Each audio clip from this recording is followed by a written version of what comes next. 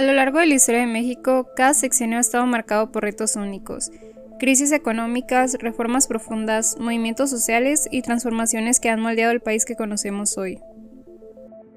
Sin embargo, pocos periodos han sido tan determinantes y tan discutidos, como el que vivió México a finales de los años 80 e inicio de los 90. Era una etapa compleja.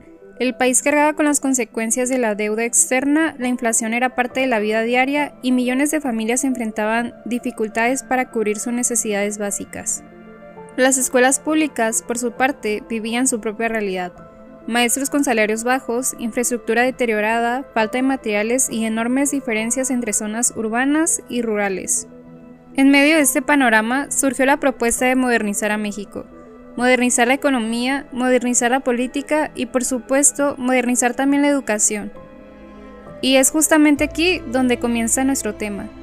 En este video analizaremos uno de los gobiernos más influyentes y también más polémicos de la historia reciente, el de Carlos Salinas de Gortari, presidente de México de 1988 a 1994.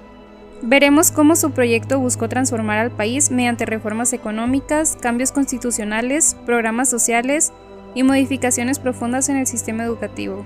Analizaremos lo que hizo, lo que cambió, lo que prometió y, sobre todo, cómo muchas de sus decisiones siguen afectando al México actual.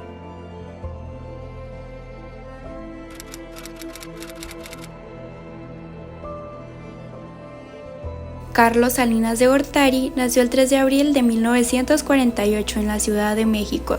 Pertenecía a una familia de clase media con inclinaciones políticas. Desde joven mostró interés por la economía y la política pública. En la UNAM se graduó con mención honorífica y posteriormente obtuvo su doctorado en economía por la Universidad de Harvard. Antes de ser presidente, Salinas formó parte del gabinete de Miguel de la Madrid, como secretario de Programación y Presupuesto. Desde allí, comenzó a implementar políticas de ajuste económico y reducción del gasto público. En 1988, tras una elección presidencial muy polémica, marcada por la famosa frase "se cayó el sistema", fue declarado ganador. Su triunfo representó el ascenso de los llamados tecnócratas, economistas y administradores, que buscaban sustituir el viejo modelo estatal por uno basado en la eficiencia del mercado.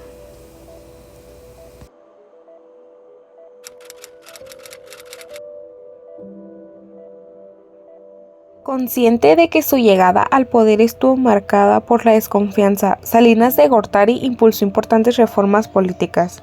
En 1989 creó la Comisión Nacional de Derechos Humanos como respuesta a las críticas sobre abusos del Estado.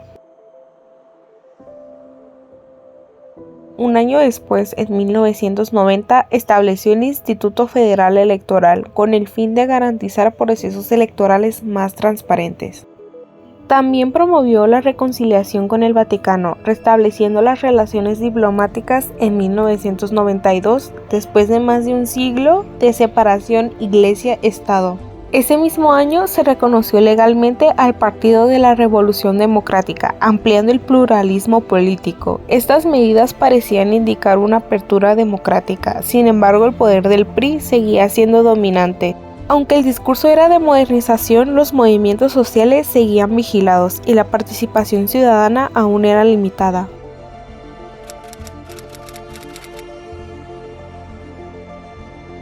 Si algo caracterizó el gobierno de Salinas, fue su proyecto económico. A partir de 1989, México entró de lleno en el modelo neoliberal. El Estado se retiró de muchos sectores productivos, argumentando que la iniciativa privada podía gestionarlos mejor. En 1990, el gobierno lanzó el Programa Nacional de Solidaridad, PRONASOL, con el objetivo de combatir la pobreza mediante la construcción de escuelas, clínicas y carreteras en comunidades marginadas. México abría sus fronteras al mercado global, buscando convertirse en una potencia exportadora. Sin embargo, los beneficios no se repartieron de forma equitativa.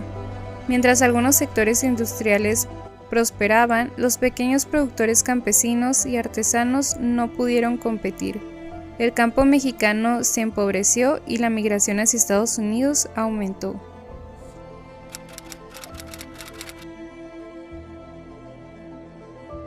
En el terreno educativo, Salinas impulsó un cambio trascendental.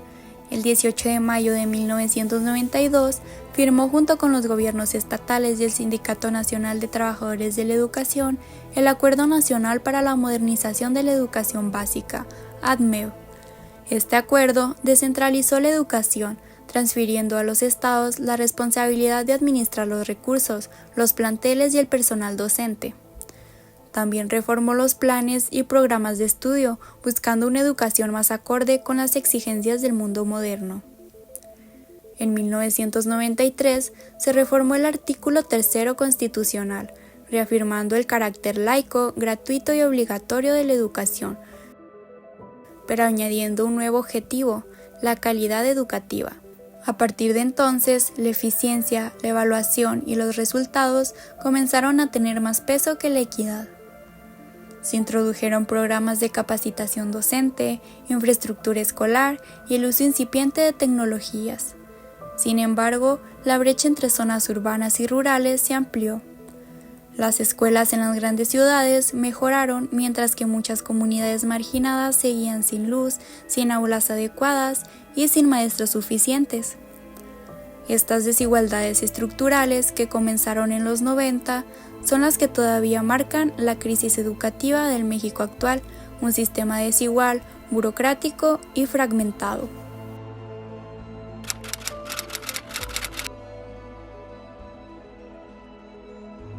El programa Solidaridad, iniciado en 1989, fue una de las banderas más visibles del gobierno de Salinas. Buscaba atender a los sectores más pobres del país mediante obras comunitarias, apoyo a la vivienda, educación y salud. Con el lema "Por el bien de todos, primero los pobres", el programa involucraba a comunidades de la construcción de infraestructura básica. Sin embargo, detrás del discurso de participación se ocultaban mecanismos de control político. Muchas obras se asignaban en función de lealtades al PRI. También en 1992 se modificó el artículo 27 constitucional, permitiendo la privatización de las tierras ejidales. Con ello, los campesinos perdieron la protección del Estado y muchos vendieron sus tierras por necesidad. Este cambio afectó gravemente al campo mexicano y preparó el terreno para el descontento social que estallaría 2 años después. Las consecuencias fueron profundas: aumento de la pobreza rural, migración interna y abandono de comunidades. Aunque los indicadores macroeconómicos parecían positivos, la desigualdad social creció de manera alarmante.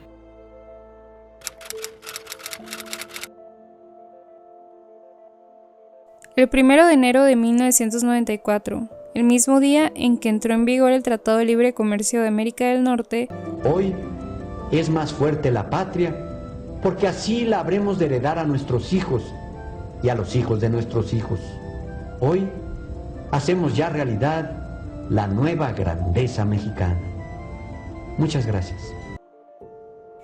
surgió una voz de protesta desde el sureste de México.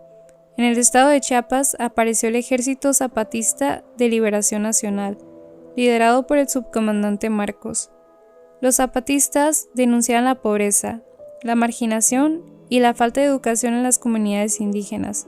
Su levantamiento puso en evidencia la otra cara del modelo salinista, la exclusión y el olvido del México rural.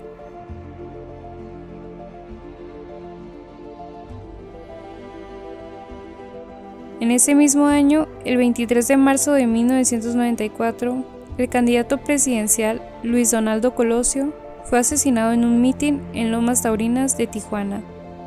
Meses después, también fue asesinado José Francisco Ruiz Massieu, secretario general del PRI. Estos hechos desataron una crisis política y moral que afectó gravemente al gobierno. Al finalizar el año, en diciembre de 1994, el país sufrió la llamada crisis del error de diciembre, una fuerte devaluación del peso que hundió la economía y marcó el final del sexenio.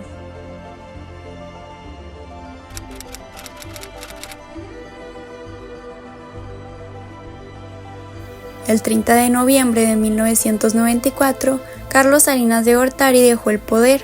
Su sexenio quedó marcado por luces y sombras.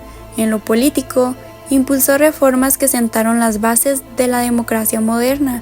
En lo económico, abrió a México al mercado global, pero también profundizó las desigualdades. En lo social, promovió programas asistenciales, pero no resolvió las causas estructurales de la pobreza. Y en lo educativo, implementó cambios que aún definen el sistema actual. Su legado es contradictorio: progreso y crisis, modernidad y desigualdad, reforma y conflicto. Hoy, en el México actual, las raíces de muchas crisis educativas, sociales y económicas pueden rastrearse hasta su gobierno. Comprender el salinismo no es mirar al pasado, es entender de dónde vienen los retos que todavía enfrentamos como nación.